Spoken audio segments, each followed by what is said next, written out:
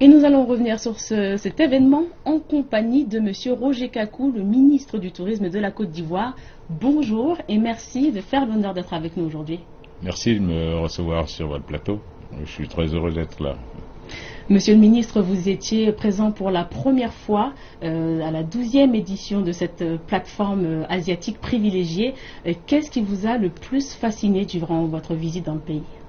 Bien, c'était malheureusement un court séjour, mais qui m'a donné l'occasion de réaliser le gigantisme de ce pays. La Chine est un grand pays avec de grands leaders, un grand peuple, et comme je le dis, ce séjour était très court et dédié à notre participation à ce 12e salon international du tourisme de Beijing, mais on reviendra très certainement pour explorer ce beau pays dans toute sa diversité, dans toute sa richesse. La Chine est actuellement l'un des premiers pays émetteurs de touristes. Elle a environ 100 millions de voyageurs chinois à l'étranger et qui ont dépensé 163 milliards de dollars en 2014. Ce marché chinois peut-il servir de relance du tourisme, du secteur touristique ivoirien? Et peut-on savoir dans la foulée ce que vous proposez aux touristes chinois? Alors bien évidemment, c'est vrai que la Chine, avec ses 107 millions de voyageurs à travers le monde pour l'année 2014, représente un très très gros potentiel. Pour nous, la Côte d'Ivoire, on peut imaginer que si on n'obtenait qu'1% des voyageurs chinois, nous serions très heureux. Alors, le chinois est également connu pour dépenser beaucoup plus que le voyageur occidental en commun. On parle de 6 fois plus qu'un voyageur européen, donc un très fort potentiel et avec une très forte valeur ajoutée. Alors bien sûr, on a beaucoup de choses à vendre aux Chinois. On a un pays qui est très riche, très diversifié. On va leur proposer du tourisme balnéaire. On a plus de 550 km de côte sur l'océan Atlantique. On va proposer le tourisme culturel, un pays qui est très riche culturellement, en plus de 60 groupes ethniques, chaque groupe ayant sa propre culture, son art, sa gastronomie, son mode vestimentaire, ses danses, ses musiques. On peut proposer le tourisme écologique, l'écotourisme avec des parcs, des forêts classées, des réserves. On peut proposer le tourisme sportif, la pêche sportive, le golf, le tourisme religieux. On a quand même la plus grande basilique au monde, en Côte d'Ivoire. On a des mosquées centenaires dans le nord du pays. Et on peut proposer l'agrotourisme, qui est la connaissance des produits agricoles, parce que la Côte d'Ivoire est l'un des pays agricoles les plus riches, les plus performants en Afrique. On est quand même le premier producteur mondial de cacao, l'origine du chocolat. On est premier producteur africain de bananes, d'EVA, de palmiers à huile, d'ananas, d'anacarde, la noix de cajou.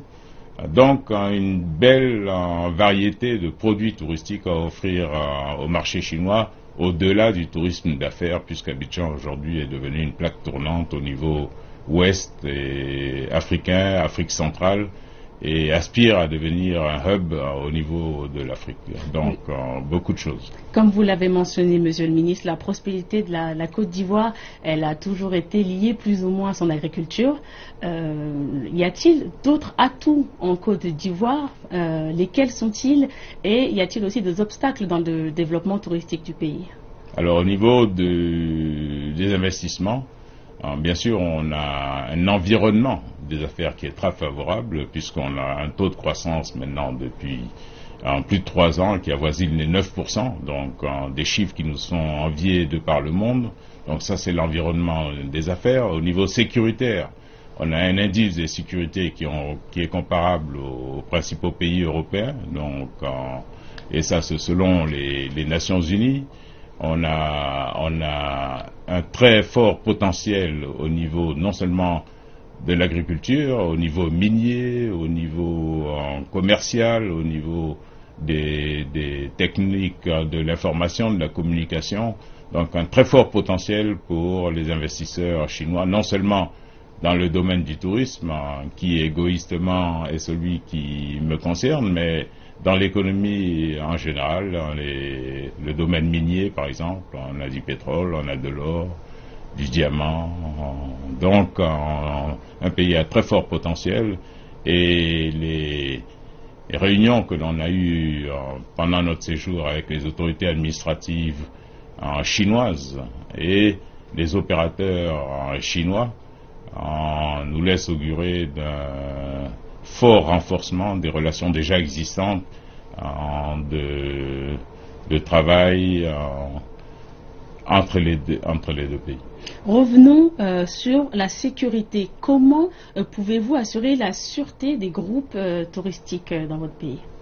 Alors, l'administration du tourisme que j'ai l'honneur de diriger a mis sur pied une police touristique. Donc, c'est une police en relation avec le ministère de l'Intérieur et de la Sécurité de Côte d'Ivoire, qui aura pour charge d'assurer la sécurité des différents sites touristiques de notre pays et les points principaux des lieux de visite de nos amis étrangers, et au-delà de la sécurité des Ivoiriens résidant en Côte d'Ivoire, bien sûr. D'accord. Et une dernière question, Monsieur le Ministre. Comment envisagez-vous les relations sino-ivoiriennes dans le domaine touristique au cours des prochaines années?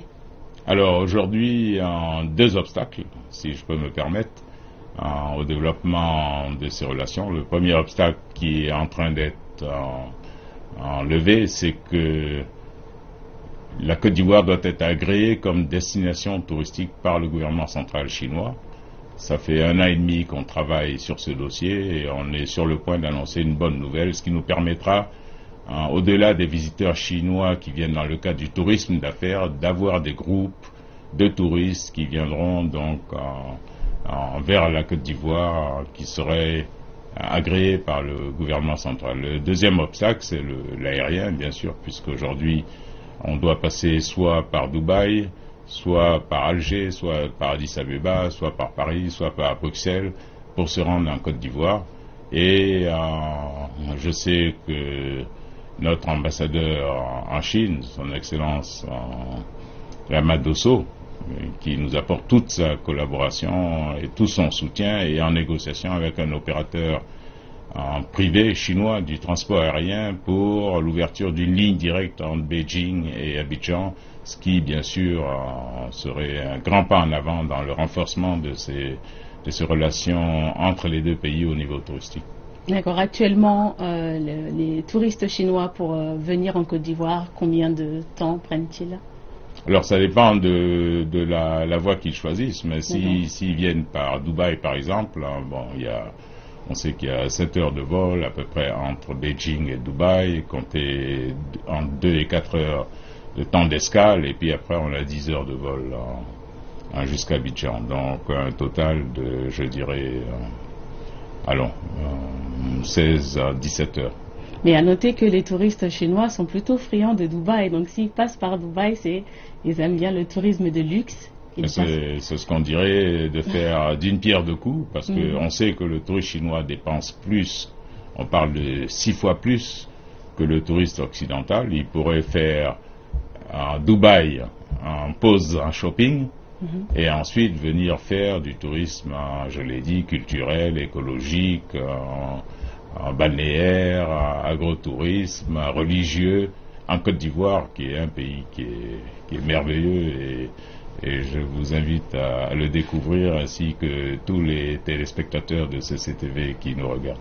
Un petit mot aux téléspectateurs, un petit mot de la fin? Je dirais, nous vous attendons en Côte d'Ivoire. C'est un beau pays, très hospitalier, et nous sommes très heureux de pouvoir vous y accueillir très bientôt.